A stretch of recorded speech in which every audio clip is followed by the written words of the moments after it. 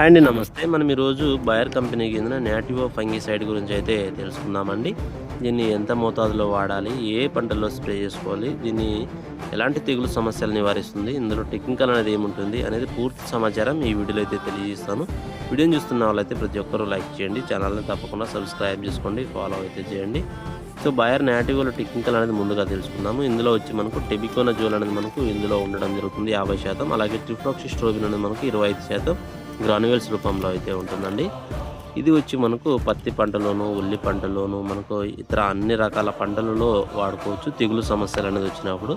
దీన్ని ఒక ఎకరానికి వచ్చి మనకు 100 నుంచి 100 గ్రాములు వాడుకోండి, మంచి రిజల్ట్స్ అయితే ఉంటాయి. ఇది పంటలలో వచ్చి మనకు మిరపలో తెలుసుకున్నట్లయితే కాయమచ్చ, కాయకుళ్ళుడు, పండాకు, బూడిద తెగులు సమస్య, కొమ్మెండు తెగులు సమస్య, ఇతర అన్ని రకాల పంటల్లో వచ్చి తెగులు సమస్యలు నివారించడానికి చాలా సమర్థవంతంగా అయితే పనిచేయడం జరుగుతుంది.